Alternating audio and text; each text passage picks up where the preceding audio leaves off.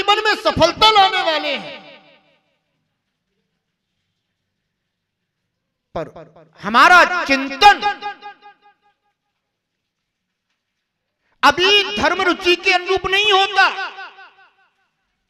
वास्तविक बात तो यह है कि जब आत्मा में सम्यक दर्शन का गुण प्रकट हो जाएगा तो बंधुओं ये त्यागमय जीवन, आनंदमय जीवन अपने आप लगने लग जाएगा। ये सुख सुविधामय जीवन, यही हमारी असफलता का कारण है, इस मनुष्य पर्याय की सफलता।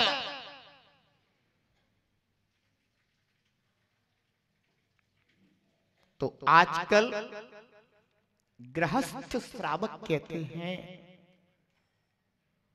कि महाराज श्री, वैसे हमारा तो एक देश धर्म है, एक देश में भी एक देश हो तो और वो बता दो आपको। माने उसमें भी अगर कम से कम करना पड़े और लाभ बहुत हो जाए। अरे भाई, तीर्थंकर भगवान के द्वारा बताए हुए मार्ग में अब और सुधार नहीं किया जा सकता।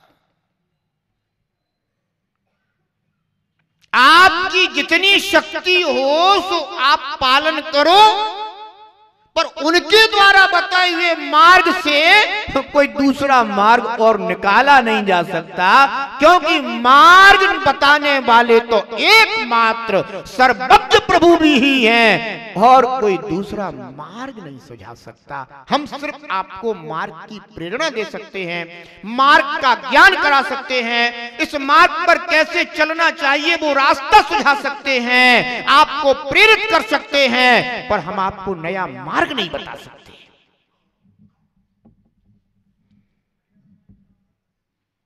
क्योंकि यह मार्ग अनादि अनिधन मार्ग है। तो अरिहंतों ने निर्ग्रंथ मुनिराजों के लिए सर्वदेश व्रत धारण करने का मार्ग बताया और श्रावकों के लिए एक देश धर्म पालन करने का मार्ग बताया। तो मैं ये बता रहा था कि यह भेद चारित्र की अपेक्षा से है। हिंसा, झूठ, चोरी, कुशील, परिग्रह, ये 5 पाप कहलाते हैं। इन 5 पापों का सर्वदेश त्याग करने वाले और 5 व्रतों को सर्वदेश धारण करने वाले महाव्रती निर्ग्रंथ मुनिराज हुआ करते हैं। और इन्हीं 5 व्रतों को एक देश धारण करने वाले अनुव्रती श्रावक हुआ करते हैं।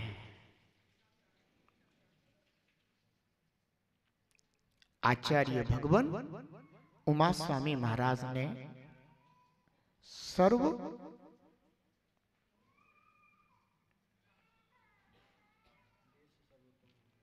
देश सर्वतोणु महती, देश और सर्व के भेद से अणु और महती यानी महाव्रती, ये 2 प्रकार के भेद उन्होंने भी तत्वार्थ सूत्र जी में बताए हैं कि इन 5 पापों का जो सर्वदेश पालन करने वाले हैं और 5 महाव्रतों को धारण करने वाले हैं वे मुनिराज हैं। षटकाय के जीव होते हैं। कितने प्रकार के? षटकाय। और अगर उनको भी अगर अपन थोड़ा और बताएं तो 2 भेद होते हैं, त्रस और स्थावर। निर्ग्रंथ मुनिराज अहिंसा महाव्रत का पालन करने वाले हैं वे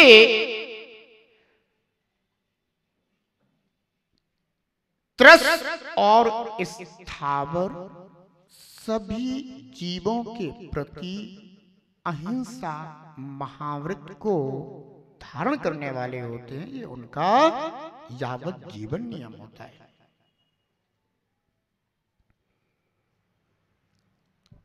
स्थावर 5 प्रकार के होते हैं। कौन कौन से? पृथ्वी, जल, अग्नि, वायु और वनस्पति कायक। इन 5 स्थावर जीवों की रक्षा करना 2 इंद्री, 3 इंद्री, 4 इंद्री और असंगी और संगी पंचेंद्री। इन त्रस जीवों की रक्षा करना, ऐसे त्रस और स्थावर जीवों की रक्षा करने का यावत जीवन नियम मुनिराजों का होता है। किसी ने प्रश्न किया कि इन जीवों की रक्षा कैसे करना चाहिए?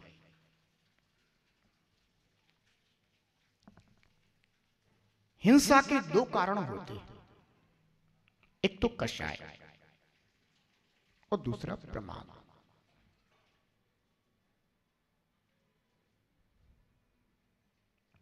कषाय में आकर के जीव दूसरे जीवों की हिंसा करता है।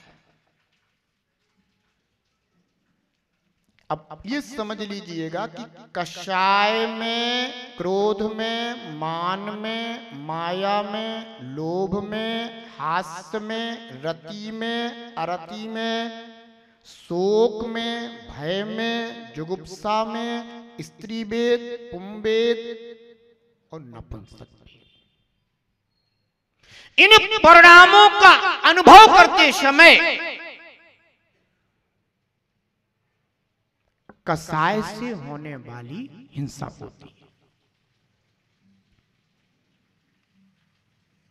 क्रोध में हिंसा,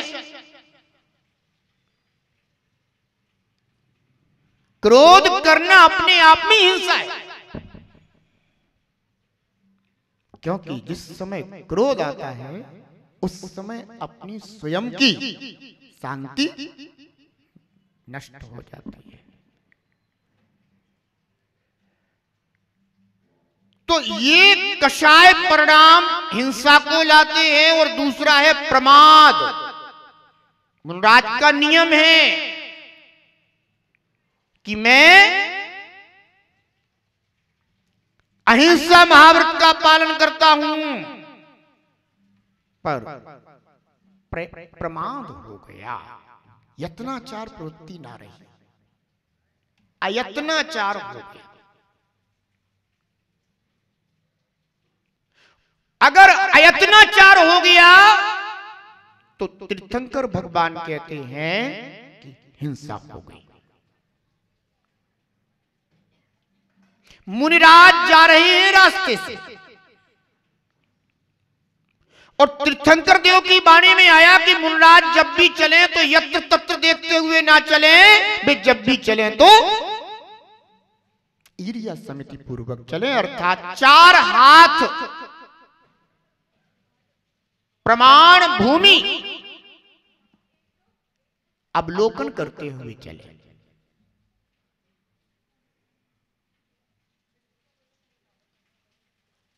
इतनी भूमि का अवलोकन करते हुए चले, यानी इतनी भूमि में स्थित जीवों को बचाकर चले।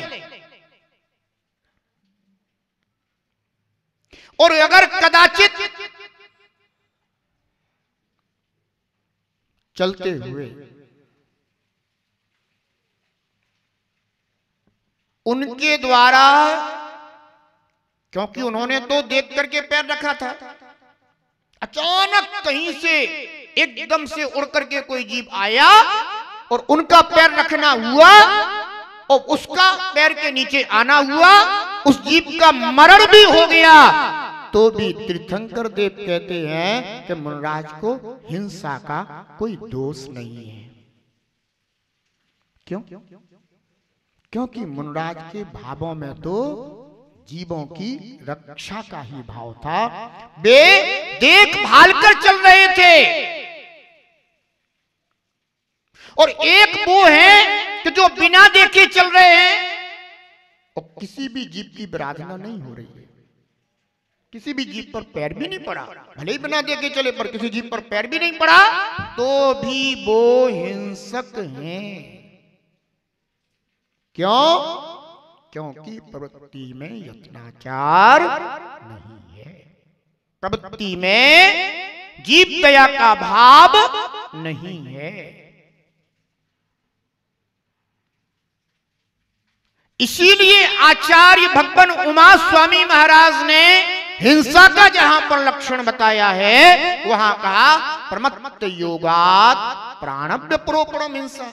अगर वो चाहते तो इतना ही बता देते कि प्राण व्यप्रोपणम हिंसा, यानी प्राणों का वियोग कर देना हिंसा है।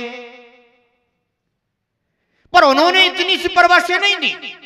उन्होंने क्या कहा? प्रमत्त योगा, प्रमाद के योग से, अयत्नाचार प्रवृत्ति होने से हिंसा होती है।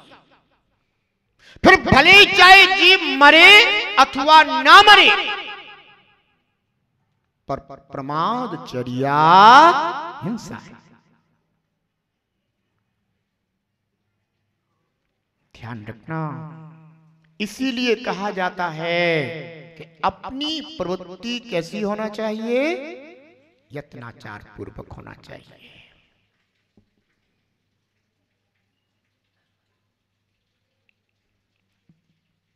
जैसे आप ज्यादा नहीं कर सकते, आप तो वाहन में चलते हो, गृहस्थ हो आप लोग, कोई बात नहीं, आपका कोई नियम भी नहीं है, पर फिर भी यत्नाचार रखा जा सकता है। जैसे आप आकर के जिस स्थान पर बैठ रहे हो, उस स्थान को आप देखभाल करके भी बैठ सकते हैं। बैठ सकते कि नहीं बैठ सकते? कोई ज्यादा कठिन कार्य है क्या? नहीं है ना। आप देखते हैं मुनराजों को, मुनराज के हाथ में यह संयम का उपकरण है। ये कोई दिखाने के लिए नहीं है, ना किसी के आशीर्वाद देने के लिए। यह संयम का उपकरण मुनराज के हाथ में है कि अगर कोई क्षुद्र जीव है तो उसका आहिस्ता से परिमार्जन कर दें, उस जीव को वहां से अलग कर दें और फिर मुनराज उस स्थान को ग्रहण कर ले।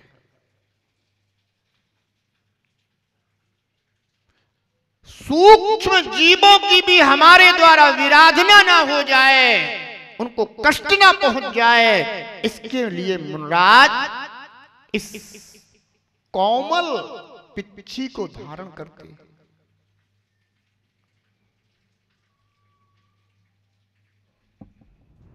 क्या नाम इस बालक का?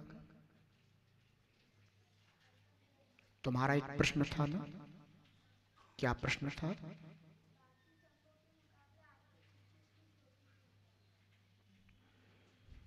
बच्चे ने प्रश्न किया था एक दिन हमसे, और फिर मैंने कह दिया था कि मैं तुम्हारा प्रश्न का समाधान शाम की बेला में करूंगा। वो तो मुझे बच्चा भी बैठा दिख गया। इसने बालक ने हमसे पूछा था कि गुरुदेव,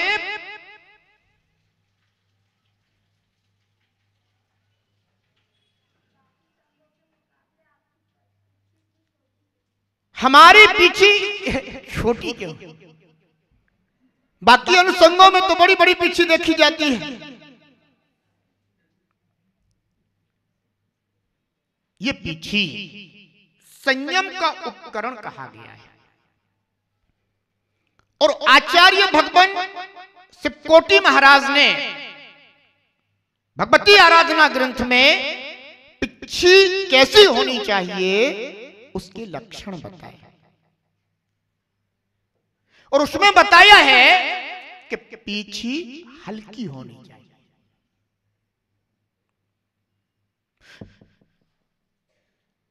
जितनी बड़ी पीछी उतने बड़े महाराज ना भैया, छोटी पीछी छोटे महाराज।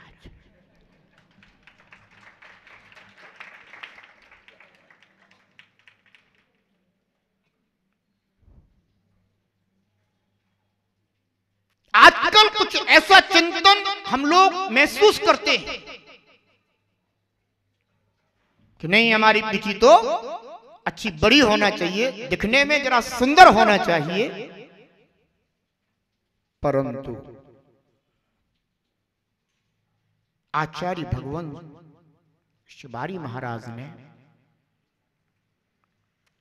पीछी के विषय में बताया कि पीछी हल्की होना चाहिए, जिससे कि प्राणी रक्षा का कार्य संपन्न हो सके।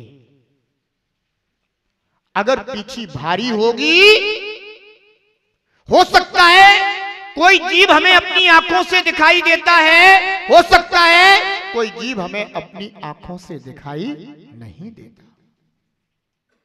और कदाचित उस जीव के ऊपर अगर पीछी भी भारी हो गई तो जीव की विराधना हो सकती है। इसलिए प्रमाद नहीं होना चाहिए। पहले हमारे संग में भी ऐसे ही चलता था, पर मेरे चिंतन में आया कि नहीं, अपन को पीछे छोटी रखनी, हल्की रखनी है, क्योंकि संयम का ही तो पालन करना है। हमें यह थोड़ी ना दिखाना कि हम बड़ी पीछी बड़े महाराज हैं और हमारी पीछी बहुत सुंदर है, हमारी पीछी में तो 1000 पंखी होना चाहिए। बिल्कुल नहीं। हमने अपने संग में नियम बनाया, मात्र अपन को 200 पंखों की पीछी, छोटी सी लघु पीछी रखना है। हमें जीव दया का पालन करना है, हमें प्रदर्शन नहीं करना। और जब हमने ये संघ में चर्चा रखी तो हमारे संघ के महाराज लोग भी कहने लगे कैसी लगेगी। हमने कहा बहुत अच्छी लगेगी, एक बार लेकर देखो। अब गुरु का आदेश तो शिष्यों के लिए सिरोधारी होता है, तो कहा ठीक है।